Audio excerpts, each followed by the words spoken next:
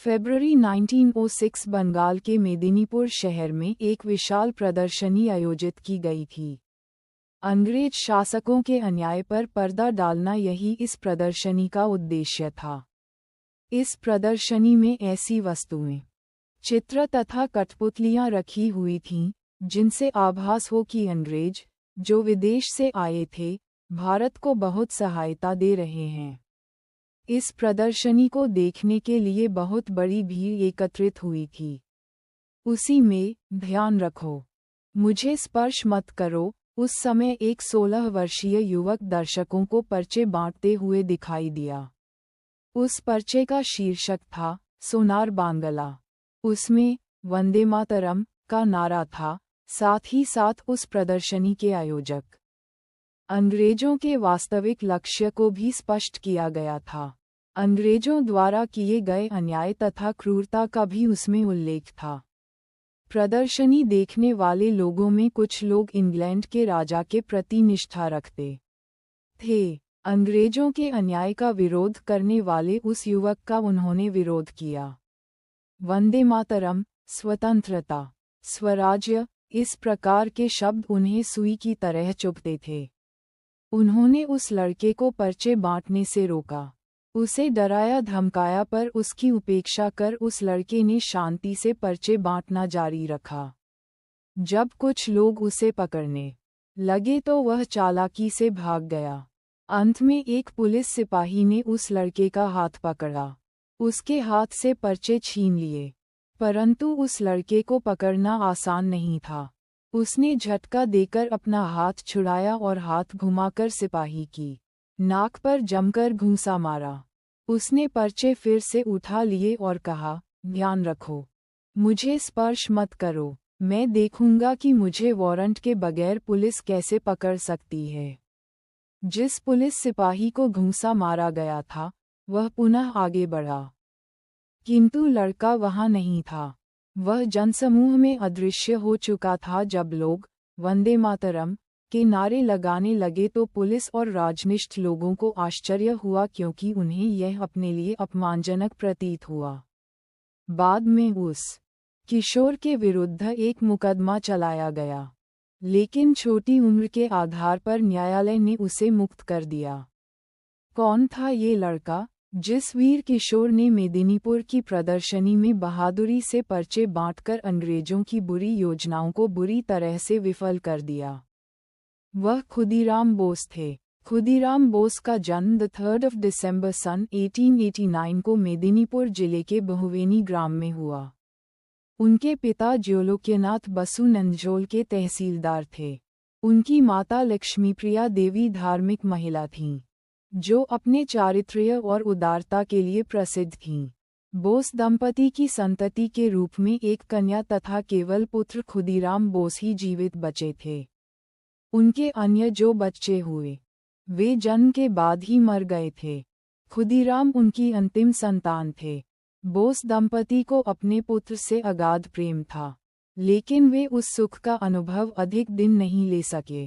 खुदीराम जब 6 वर्ष का थे, तब उनके माता पिता का अचानक देहांत हो गया। उनकी बड़ी बहन अनुरूपा देवी और बहनोई अमृतलाल को खुदीराम के पालन पोषण का उत्तरदायित्व अपने कंधों पर लेना पड़ा।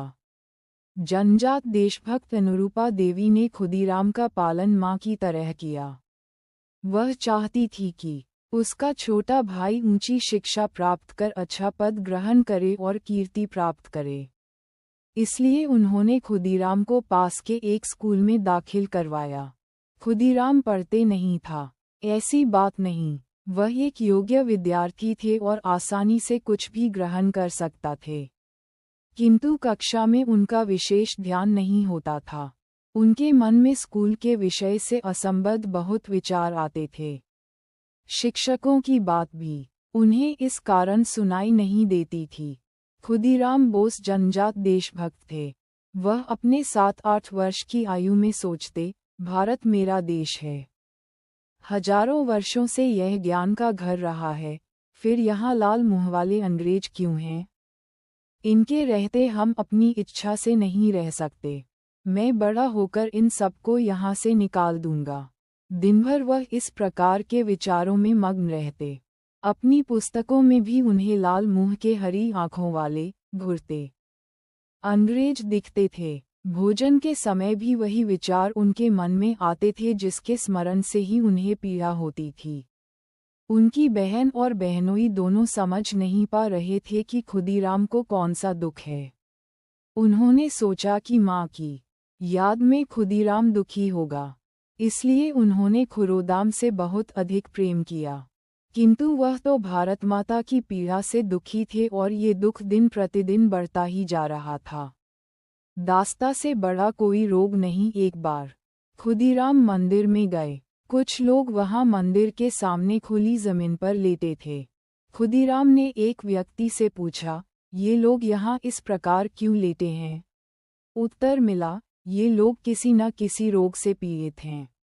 उनका प्रश्न है कि भगवान उन्हें स्वप्न में दर्शन देकर रोग मुक्ति का वचन दें, तभी वे अन्न जल ग्रहण करेंगे, इसलिए वे ऐसे पड़े हैं।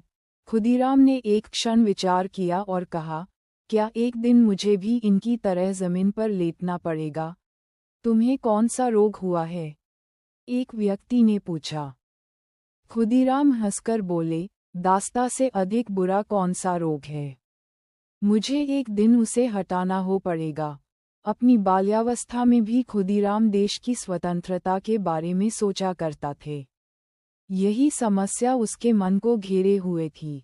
जब खुदीराम इस प्रकार की चिंता में थे कि उन्होंने वंदे मातरम, भारत माता की जय के नारे सुने। इन शब्दों से उनके मन में उत्साह निर्माण हुआ। उनकी आंखें चमकने ली। पवित्र मंत्र, जिस पवित्र मंत्र से खुदीराम को प्रेरणा मिली, उस वंदे मातरम का अपना एक इतिहास है और उससे ज्यादा महत्व उस मंत्र की कार्यसिद्धि का है। सन 1838 में कंटलपाड़ा में एक महान व्यक्ति का जन्म हुआ। उनका नाम बंकिम चंद्र चट्टोपाध्याय था। उनके पिता खुदीराम के जन्मग्राम मेदिनीपुर के ही सरकारी अधिकारी थे। सन 1857 में पहली बार अपने देश को अंग्रेजों से स्वतंत्र करने के लिए सशस्त्र संघर्ष हुआ। झांसी की रानी लक्ष्मीबाई, बिहार के कुंवर सिंह और दिल्ली के सम्राट बहादुर शाह ने इस स्वतंत्रता संग्राम में भाग लिया था। उस समय बंकिम चंद्र 17 वर्षीय युवा थे। भारत के लोग बुद्धिमान और वीर होते हुए भी उनको इस युद्ध में हार स्वीकार करनी पड़ी। अपने लोगों में अनुशासन, संगठन का अभाव था। इसके अतिरिक्त अपने पास आवश्यक शस्त्र और गोला बारूद भी नहीं था। अनेक लोगों ने विश्वासघात किया। स्वार्थी और अवसरवादी लोगों ने अंग्रेजों की मदद की, जिसके कारण हार माननी पड़ी। बंकिम का खून इस पराजय से खौल उठा था। स्वार्थ छोड़ने के लिए मनुष्य के सामने एक उज्ज्वल आदर्श होना आवश्यक है। किस आदर्श से भारत के लोगों को प्रेरणा मिलेगी? बंकिम चंद्र ने इस प्रश्न के बारे में विचार किया। उनके सामने भारत माता का चित्र आया, जो गौरवशाली रत्नों से सुसज्जित सिंहासन पर बैठी थी।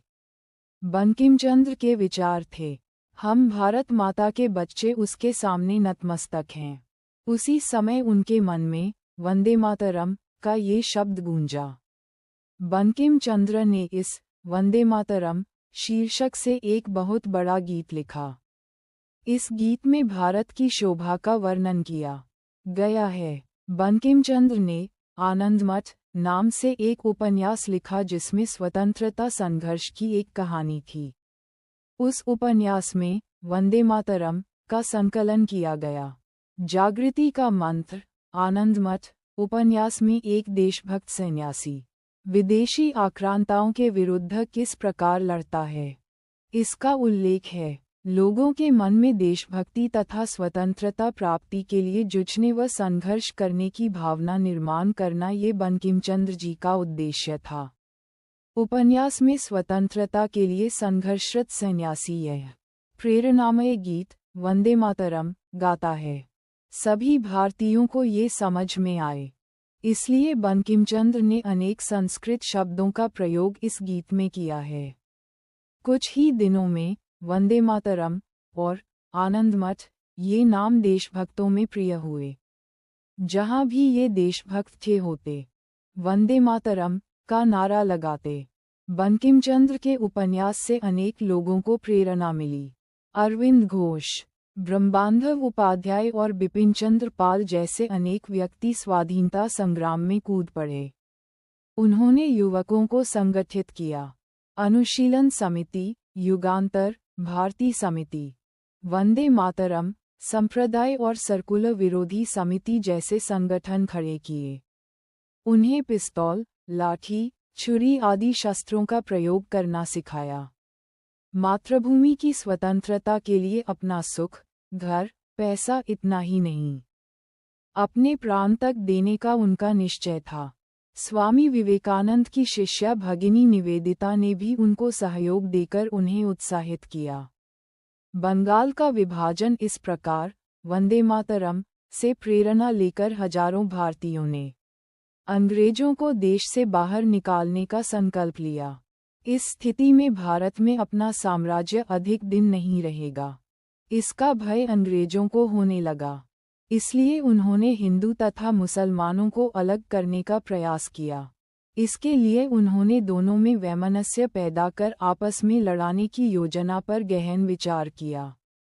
पश्चिम बंगाल में हिंदू और पूर्व बंगाल में मुसलमानों की संख्या अधिक थी।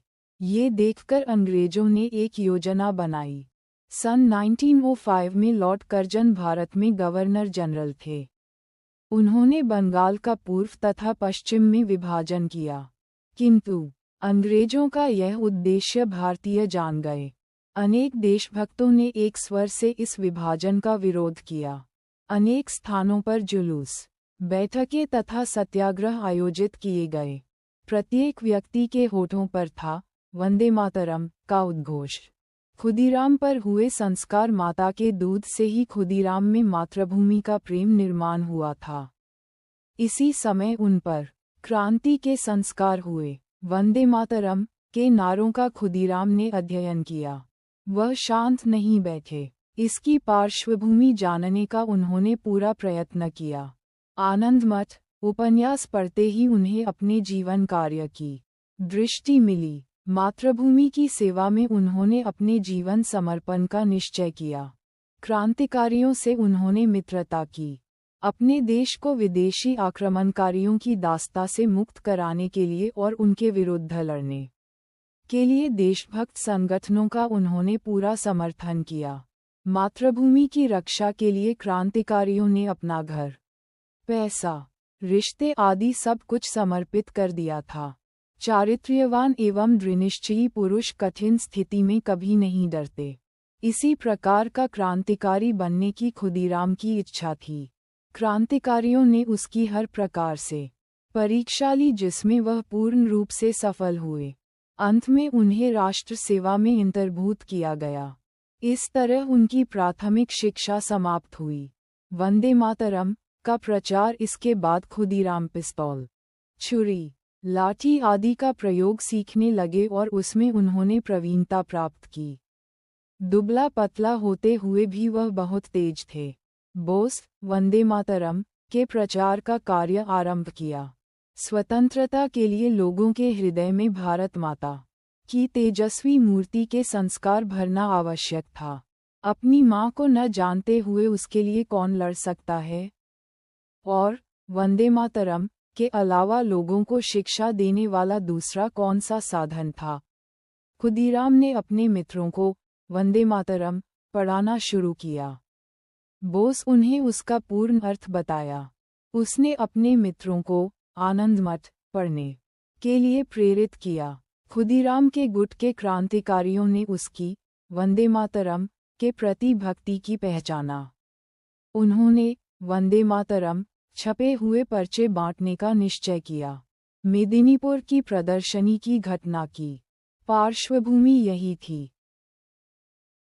देशभक्तों को यातना इधर वंदे मातरम का प्रचार बढ़ने लगा थी, उधर अंग्रेजों की क्रूरता और बढ़ने लगी। वंदे मातरम कहना राजद्रोह है, ये घोषित हुआ। अपनी मातृभूमि को प्रनाश करना भी अंग्रेजों की दृष्टि में राजद्रोह बना। अंग्रेज सरकार ने देशभक्तों को हर प्रकार की यातना देना शुरू किया। किंतु देशभक्तों में इन यातनाओं को झेलते हुए आगे बढ़ने का धैर्य था। अनेक बैठकों तथा जुलूसों में वंदे मातरम के नारे लगाए गए, जिससे अंग्रेजों को धक्का पहुंचा। यदि दो देशभक्त कहाँ मिलते तो नमस्कार न कहते हुए वंदे मातरम कहते। जहाँ कहीं भी कोई पुलिस का सिपाही यह नारा सुनता, वह बुरी तरह से देशभक्तों को पीटता। किंतु भारतीयों को वंदे मातरम कहने से अंग्रेज रोक नहीं सके। अंग्रेज जितने कठोर बनते, उतना ही भारतीयों का स्वाभिमान बढ़ता था। लोगों ने विदेशी कपड़ों का त्याग कर दिया, विदेशी स्कूल और कॉलेज छोड़े। स्वदेशी स्वराज्य का मंत्र बना। अंग्रेजों को ये स्पष्ट प्रतीत हो रहा था कि यदि इसी प्रकार की स्थिति रही तो उन्हें भारत छोड़ना ही पड़ेगा। फिर भी शक्ति का प्रयोग कर भारतीयों पर वे नियंत्रण रख सकते हैं। यह उनका भ्रम कायम था। इसलिए उन्होंने देशभक्तों को अधिक क्रूरता से दंड देने का निश्चय किया।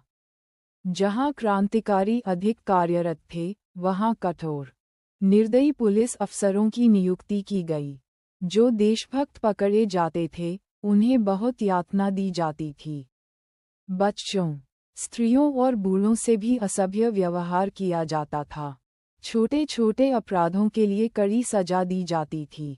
कलकत्ता के चीफ प्रेसिडेंसी मजिस्ट्रेट किजफोर्ड एक ऐसे ही क्रूर अधिकारी था। सत्ताधीशों को भयभीत करने वाली पत्रिका वंदे मातरम पत्रिका बंगाल में बहुत प्रसिद्ध थी। महान देशभक्त विपिन चंद्र पाल ने इसे प्रारंभ किया। महर्षि अरविंद घोष उसके संपादक थे। इस पत्रिका ने केवल देशभक्तिपूर्ण रचनाएं ही प्रकाशित नहीं की, इसने अंग्रेजों के अन्याय का भी विरोध किया। ये पत्रिका देशभक्तों के लिए सच्चा मित्र और मार्गदर्शक थी व अंग्रेजों के लिए कड़ी चेतावनी। सन 1907 में अंग्रेजों ने वंदे मातरम पत्रिका पर राजद्रोह का अभियोग चलाया। उसकी कार्यवाही कलकत्ता के लाल बाजार के पुलिस कोर्ट में चल रही थी। प्रतिदिन हजारों युवक कोर्ट के सामने उपस्थित होते और एक आवाज में वंदे मातरम कहते हुए अपनी पत्रिका का गौरव बढ़ाते। इस तरह उन्होंने अपना समर्थन प्रकट किया। लौहटोप पहने हुए पुलिस के सिपाहियों द्वारा अमानवीय ढंग से उन पर लाठी प्रहार किए जाते।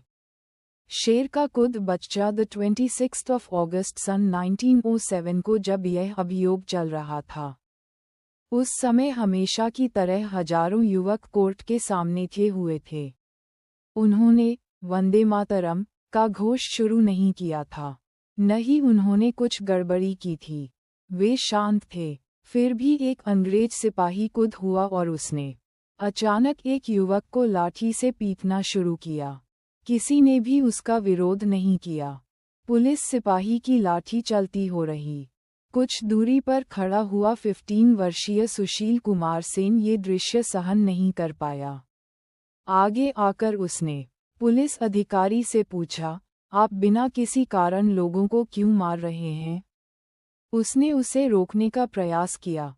तुम कौन हो? निकल जाओ! अंग्रेज चिल्लाया और उसने सुशील को भी मारा। क्रोधित सुशील ने कहा, मैं कौन हूँ? अभी बताता हूँ। उन्होंने अपने से 4 गुना बड़े उस अंग्रेज की नाक पर एक जोरदार मुक्का मारा। पुलिस सिपाही के हाथ से लाठी खींच ली और उसी को पीटना शुरू कर दिया। एक भारतीय लड़के के प्रहार को देखो, उस लड़के ने कहा और जब तक उस अंग्रेज सिपाही के शरीर से खून नहीं निकला, उसे पीटता रहा। उस सिपाही को तो केवल निहत्थे लोगों को मारने का अनुभव था, किंतु स्वयं को कैसे मार खानी पड़ती है, ये ज्ञान नहीं था। पीड़ा के कारण वह कराहने चिल्लाने लगा। बाद में दूसरे सिपाहियों ने आकर सुशील को पकड़ा और उसे कोर्ट ले गए। किंग्सफोर्ड के अक्षर जिस मैजिस्ट्रेट के सामने सुशील का अभियोग चल रहा था, वह अपनी क्रूरता के लिए कुख्यात था। तुमने शांति कायम करने वाले अंग्रेज सिपाही को मारकर कानून को तोड़ा है, सुशील की भर्त्सना करते हुए मजिस्ट्रेट ने कहा। आपके शांतिप्रिय पुलिस सिपाही ने शांति से खड़े लोगों को क्यों मारा? सुशील ने निडरता से किंग्सफोर्ड से ही उल्टा सवाल किया। तुम अशिष्ट हो, मैं तुम्हें 15 कोड़े लगाने का दंड देता हूँ। ले जाओ इसे, किंग्सफोर्ड ने आज्ञा दी। सिपाहियों ने सुशील को बाहर निकालकर उसके कपड़े उतारे, फिर 15 कोड़ों से उसकी पिटाई की। कोड़े के प्रत्येक आघात पर वह वंदे मातरम का उद्घोष करता रहा। उसकी रिहाई के बाद लोगों ने उसका एक जुलूस निकाला। एक बड़ी सभा में उसका सम्मान किया गया। वयोवृद्ध नेता सुरेंद्रनाथ बैनर्जी ने उसकी प्रशंसा की और उसे स्वर्ण पदक प्रदान किया। जिस नेशनल कॉलेज में सुशील पढ़ता था, उसके सम्मान में कॉलेज एक दिन बंद रखा गया। बदले की प्रतिज्ञा। इस घटना से बहुत दिन पहले ही क्रांतिकारियों ने किंग्सफोर्ड से, जो क्रूरता का पाए था, बदला लेने का निश्चय कर लिया था। सुशील कुमार को दिए गए दंड से उनका कोष और बढ़ गया। जब तक किंग्सफोर्ड जीवित है तब तक देशभक्तों के लिए परेशानी रहेगी। ये सोचकर उन्होंने उसे मारने का निश्चय किया। अंग्रेज सरकार को क्रांतिकारियों के इस निर्णय की खबर पहुंची। किंग्सफोर्ड का जीवन खतरे में जानकर सरकार के जासूसों ने उसे इंग्लैंड वापस भेजने की सलाह दी, किंतु अंत में किंग्सफोर्ड को डिस्ट्रिक्ट एंड सेशन जज बनाकर मुजफ्फरपुर भेज दिया गया। किंग्सफोर्ड की हत्या की तैयारी मुजफ्फरपुर जाने के बाद भी किंग्सफोर्ड ने अपनी निर्दयता नहीं छोड़ी। 1908 में क्रांतिकारियों ने उसकी हत्या की योजना बना ली। अप्रैल के प्रथम सप्ताह में युगांत गुट के क्रांतिकारियों ने कलकत्ता के एक घर में बैठक की। सुशील पर हुए अन्याय पर चर्चा होने वाली थी। अरविंद घोष, सुबोध मल्लिक, चारुदत्त और अन्य व्यक्ति वहां आए थे। किंग्सफोर्ड की हत्या करने का निश्चय हुआ, किंतु उस दल के प्रमुख को चिंता थी कि किसे ये काम सौंपा जाए। कुछ लोग इस काम के लिए उत्सुक थे, किंतु गुट का प्रमुख उनमें से किसी का भी चुनाव करना नहीं चाहता था। एक कोने में बैठे खुदीराम पर उसकी दृष्टि गई। क्या तुम ये काम कर सकते हो? मानो ये दृष्टि यही प्रश्न कर रही थी। खुदीराम इसे समझ गया। उनकी आंखें चमक उठीं। क्या तुम ये कार्य कर सकते हो? गुट के नेता ने आखिर पूछ ही लिया। आपका आशीर्वाद रहा तो असंभव कुछ भी नहीं है। खुदीराम बोले, कारागृह में ले जाने वाला ये कार्य सरल नहीं है। क्या तुम्हें पता है कि पकड़े जाने पर तुम्हारा क्या होगा? मुझे ज्ञात है।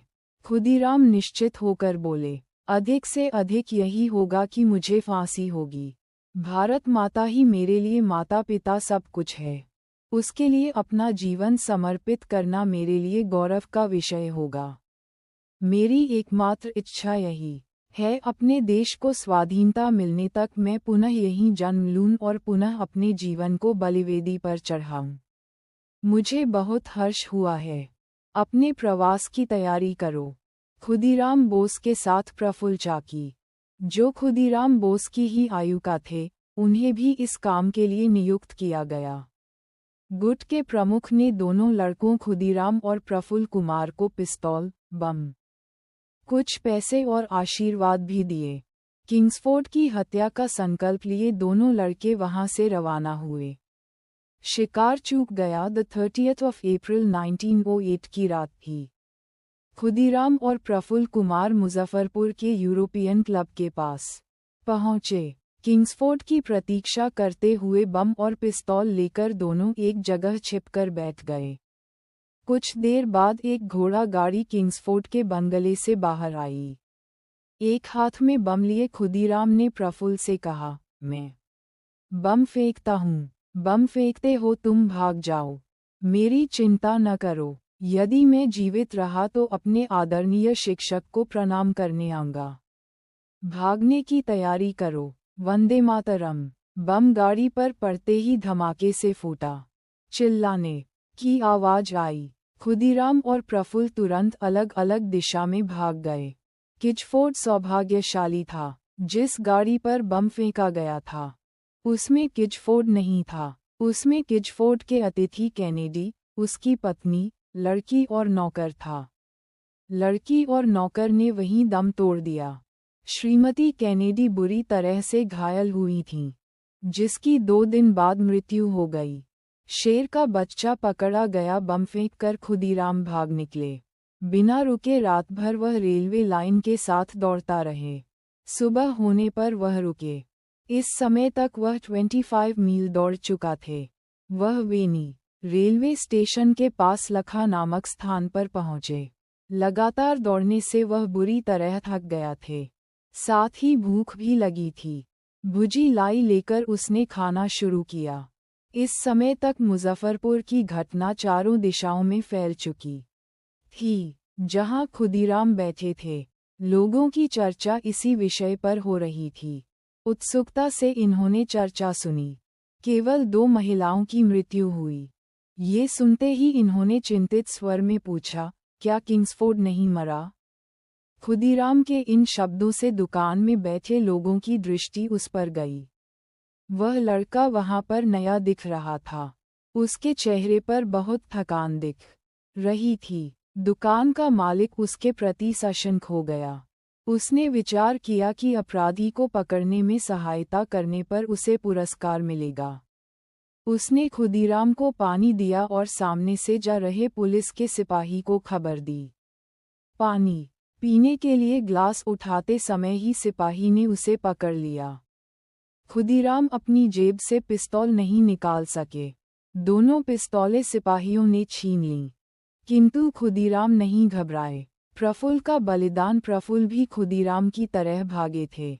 इन्होंने 2 दिन पुलिस सिपाहियों को चकमा दिया, किंतु तीसरे दिन भटकते हुए वह पकड़ आ गए। पुलिस सिपाहियों को चकमा देकर वह फिर भाग निकले, किंतु चारों ओर पुलिस का जाल फैला था। कुछ भी हो, मैं जीवित होते हुए उन्हें अपने शरीर का स्पर्श नहीं करने दूंगा। कहते हुए अपनी पिस्तौल निकालकर उन्होंने स्वयं पर चला दी और वीरगति प्राप्त की। पुलिस उनका सिर काटकर मुजफ्फरपुर ले गई। खुदीराम को पुलिस की निगरानी में रेलगाड़ी से मुजफ्फरपुर लाया गया। जिस साहसी लड़के ने अंग्रेजों पर पहला बम फेंका था, उसे देखने के लिए हजारों लोग था हुए। पुलिस स्टेशन जाने के लिए पुलिस की गाड़ी में बैठते समय खुदीराम हंसकर बोले, वंदे मातरम। गर्व से आंसुओं की धारा लोगों की आंखों से झरने लगी। मैं अच्छी तरह जानता हूं खुदीराम के विरुद्ध अभियोग चलाया गया। सरकारी पक्ष में 2 वकील थे। मुजफ्फरपुर शहर में खुदीराम के पक्ष में कोई भी न था। अंत में कालिदास बोस नामक वकील खुदीराम की सहायता हेतु आए। यह मुकदमा 2 मास तक चला। अंत में खुदीराम को मृत्युदंड मिला। मृत्युदंड का निर्णय सुनते समय भी खुदीराम के चेहरे पर मुस्कान थी। न्यायाधीश को आश्चर्य हुआ कि मृत्युदंड होते हुए भी यह 19 वर्षीय युवक इतना शांत कैसे हो सकता है। क्या तुम इस निर्णय का अर्थ जानते हो? न्यायाधीश ने पूछा। खुदीराम हंसकर बोले, इसका अर्थ मैं आपसे अधिक अच्छी तरह जानता हूँ। तुम्हें कुछ कहना है? हाँ। बम किस प्रकार से बनता है, यह मैं स्पष्ट करना चाहता हूँ। न्यायाधीश को डर था कि कोर्ट में बैठे सारे लोगों को बम तैयार करने की जानकारी यह खुदीराम देगा। इसलिए उसने खुदीराम को बोलने की अनुमति नहीं दी। खुदीराम को अंग्रेजों के न्यायालय से न्याय की आशा थी ही नहीं, किंतु वकील कालिदास बोस खुदीराम को बचाना चाहता थे। उन्होंने खुदीराम की ओर से कलकत्ता हाईकोर्ट में याचिका दाखिल की। कलकत्ता हाईकोर्ट के न्यायाधीश भी खुदीराम के स्वभाव को जानते थे। निर्भय आंखों वाले दृढ़ निश्चयी खुदीराम को देखकर उन्हें भी आश्चर्य हुआ। उन्होंने भी खुदीराम को मृत्युदंड ही दिया जो कनिष्ठ कोर्ट ने दिया था, किंतु उन्होंने खुदीराम के फांसी का दिन 6 अगस्त से 19 अगस्त 1908 तक बढ़ा दिया। क्या तुम्हें कुछ कहने की इच्छा है? पुनः पूछा गया। खुदीराम ने कहा, राजपूत वीरों की तरह मैं अपने देश को स्वाधीनता के लिए मरना चाहता हूँ। फांसी के विचार से मुझे जरा भी दुख नहीं हुआ। मेरा एक ही दुख है कि किंग्सफोर्ड को उसके अपराध का दंड नहीं मिला।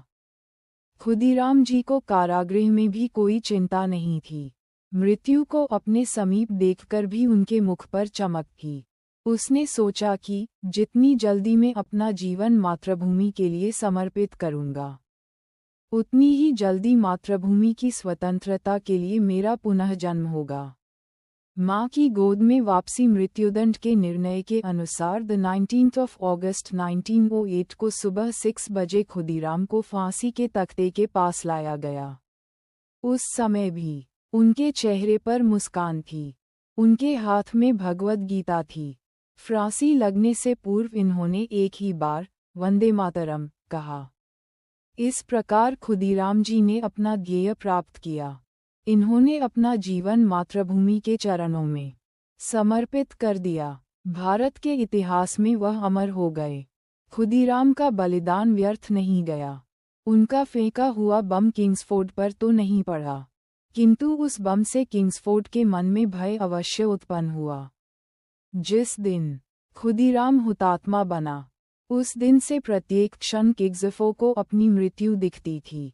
अंत में वह इतना भयभीत हो गया कि उसने अपनी नौकरी छोड़ दी और मसूरी जाकर रहने लगा। जिस किंग्सफोर्ड ने निष्कलंक, निरपराध लोगों को सताया, धमकाया और यातनाएं दी थीं, वह खुद भयग्रस्त होकर मरा। एक प्रेरणा, परंतु खुदीराम मरकर भी अमर हुए। उन्होंने दूसरों को भी इसी प्रकार अमर होने की प्रेरणा दी। थोड़े ही समय में हजारों स्त्री पुरुषों ने खुदीराम के मार्ग का अनुसरण कर भारत में अंग्रेजों की सत्ता नष्ट करने का दृढ़ संकल्प किया। जहां किंग्सफोर्ड को अपना पद छोड़ना पड़ा, वहीं अंग्रेजों को भी भारत छोड़ना पड़ा।